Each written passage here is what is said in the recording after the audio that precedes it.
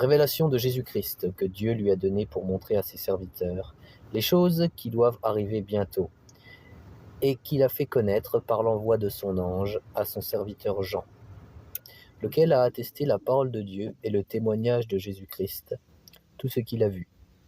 Heureux celui qui lit, et ceux qui entendent les paroles de la prophétie, et qui gardent les choses qui y sont écrites, car le temps est proche. Jean aux 7 églises qui sont en Asie. Que la grâce et la paix vous soient données de la part de celui qui est, qui était et qui vient, et de la part des 7 esprits qui sont devant son trône, et de la part de Jésus-Christ le témoin fidèle, le premier-né des morts, et le prince des rois de la terre. À celui qui nous aime, qui nous a délivrés de nos péchés par son sang, et qui a fait de nous un royaume, des sacrificateurs pour Dieu son Père, à lui soit la gloire et la puissance, au siècle des siècles. Amen. Voici, il vient avec les nuées, et tout œil le verra, et ceux qui l'ont percé, et toutes les tribus de la terre se lamenteront à cause de lui. Oui, Amen. Je suis l'alpha et l'oméga, dit le Seigneur Dieu, celui qui est, qui était et qui vient, le Tout-Puissant. Moi, Jean, votre frère, et qui ai part avec vous à la tribulation et au royaume et à la persévérance en Jésus, j'étais dans l'île appelée Patmos, à cause de la parole de Dieu et du témoignage de Jésus. Je fus ravi en esprit au jour du Seigneur, et j'entendis derrière moi une voix forte, comme le son d'une trompette, qui disait « Ce que tu vois, écris-le dans un livre, et envoie-le aux 7 églises, à Éphèse, à Smyrne, ça se dit comme ça, Smyrne, à Pergame, à Thyatire, à Sardes, à Philadelphie, et à Laodicée. Je me retournai pour connaître quelle était la voix qui me parlait.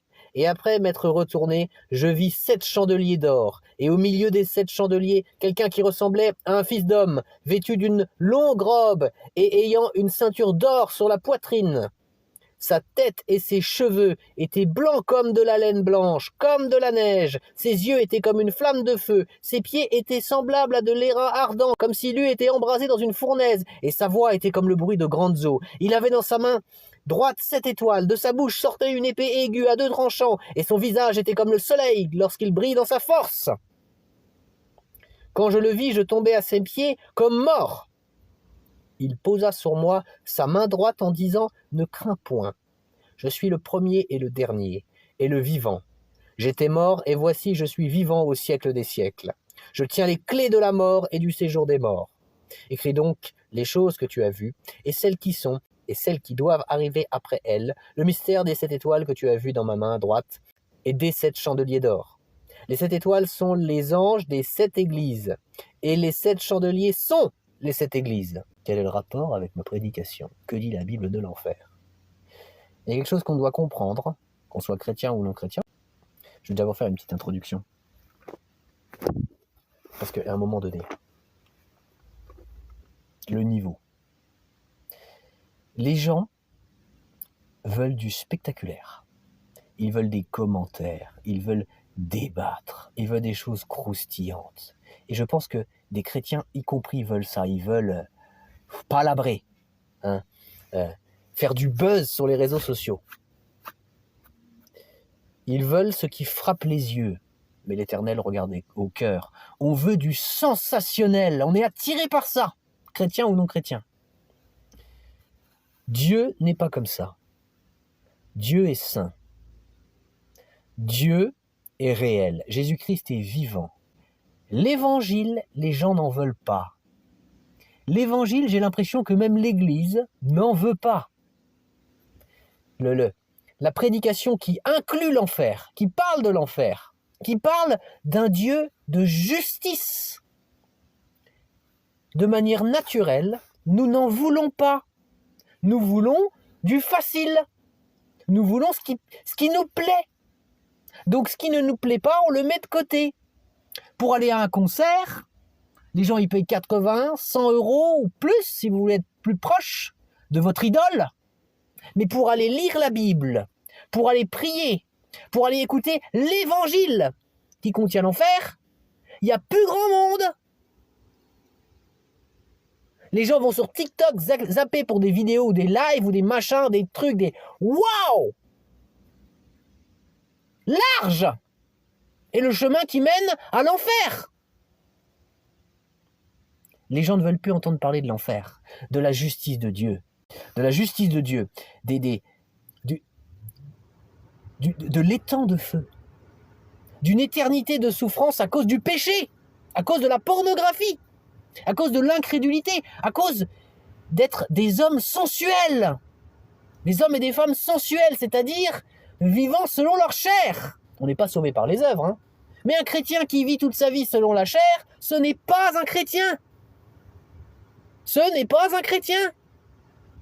Un chrétien qui poursuit l'impureté, tu vois ce que je veux dire, hein, toute forme d'impureté d'ailleurs, hein, toute forme d'impureté, que ce soit la pornographie, que ce soit les relations sexuelles hors mariage. Et vous pensez que notre génération de consumérisme, là, de consuméristes, les deux d'ailleurs, hein, consuméristes, toute notre puanteur spirituelle, vous pensez que ça mène au paradis? Vous pensez que Dieu il passe l'éponge comme ça? Il passe pas l'éponge comme ça. Pour ceux qui sont élus de Dieu, pour ceux qui croient en lui, en Jésus-Christ, bibliquement, ou vont le faire dans leur vie, il a payé. Ça lui a pas coûté rien du tout. C'est pas un coup d'éponge, ça lui a coûté sa vie. Il est venu mourir sur la croix. Il y a eu un sacrifice sanglant dans l'objectif que tu sois sauvé. Ceux qui sont avec Jésus-Christ ont crucifié la chair avec ses passions et ses désirs. Ça veut dire quoi, ce que je suis en train de raconter? Il n'y a pas 50 chemins. Il n'y en a que 2. C'est où le c'est Highway to Hell. Les gens, ils chantent ça, tu sais. L'autoroute de l'enfer, pour ceux qui ne comprennent pas l'anglais. Quand vous chantez ça, vous êtes en train de dire « Super, je vais sur l'autoroute de l'enfer ». Vous savez ce que c'est que l'enfer? Connexion instable. Il n'y a pas que la connexion qui est instable. Hein. Vous savez ce que c'est que l'enfer? Une éternité de souffrance, sans repos, sans répit. L'étang de feu. La Bible, elle dit qu'il y aura des pleurs et des grincements de dents en enfer. Ce qui est important, c'est ce qui est dans la Bible. Une souffrance terrible. C'est pas les orgies, c'est pas... Terrible. Donc si tu es en Christ, tu abandonnes tes péchés maintenant. Tu abandonnes. Et si tu es appelé par Dieu et tu te dis à un moment donné, ce mec, il n'y a pas simplement... c'est pas qu'il parle fort, c'est que Dieu t'appelle. Eh bien, tu te repens de tes péchés. C'est-à-dire, tu pratiques une vraie repentance, du verbe se repentir. Tu te repens, tu demandes pardon à Dieu. Tu abandonnes le mal et tu crois en Jésus-Christ. Tu crois que Jésus-Christ est Dieu, qu'il est le seul Fils de Dieu, qu'il est venu sur terre en tant que 100% homme et 100% Dieu pour payer pour tous tes péchés, qu'il est mort pour tous tes péchés sur la croix, qu'il a souffert pour tous tes péchés, qu'il a tout payé, tout ton enfer éternel en un temps limité. Et je ne dis pas qu'il est allé souffrir en enfer. Hein. La Bible, je n'ai pas trouvé d'endroit où c'est enseigné ça. Mais tu crois qu'il a tout payé, toute ton éternité de souffrance en un temps limité. Hein, tu crois qu'il a payé toute la justice de Dieu et tu crois, à ta place hein, pour tes péchés, hein, toute la justice de Dieu à ta place pour tous tes péchés, tu crois qu'il a été enseveli, qu'il a été mis dans un tombeau et tu crois que Dieu l'a ressuscité le 3e jour et qu'il est vivant pour toujours, qu'il est victorieux sur la mort pour toute l'éternité, qu'il est bel et bien Dieu, le Dieu vivant ressuscité, que Dieu l'a ressuscité au 3e jour, qu'il est le seul Fils de Dieu, qu'il vit pour toujours, qu'il est victorieux sur la mort, sur le péché, sur le monde, sur le diable, qu'il est vivant à jamais. Et la deuxième chose à faire, c'est de se repentir, de demander pardon à Dieu, de plier le genou, d'abandonner le mal, d'abandonner le péché, de lui citer tes fautes, de lui citer tout ça. La pornographie, le vol, le mensonge, tu lui cites tout ça, tu lui demandes pardon. C'est pas une thérapie de conversion, c'est une décision de ta part. Et c'est une décision qui ne vient pas de toi, ça vient de lui. C'est une grâce de Dieu. La foi et la repentance, ça ne vient pas de toi. Mais si tu fais ce pas, hein, ça vient de Dieu. Alors abandonne cela.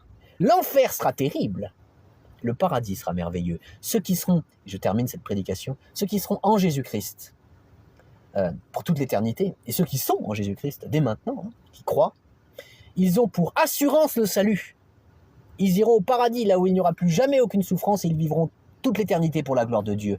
Et ils ont déjà commencé maintenant à vivre pour la gloire de Dieu, ceux qui sont sauvés, ceux qui sont transformés, régénérés, transformés par Dieu. Quand on vient à Jésus-Christ, quand on se convertit, on ne vit plus pour soi-même. Si tu t'es converti maintenant, ou si tu es chrétien et que tu n'as pas d'assemblée, trouve une assemblée. Il faut vérifier ce qui est enseigné. Vous voulez savoir si une église, elle enseigne la vérité, commencez par savoir si elle enseigne l'évangile. Et si les prédications, c'est juste une espèce de... où je passe la pommade, quoi. Une espèce d'amélioration constante. Il y a une amélioration, il y a une sanctification. Mais l'évangile doit être prêché.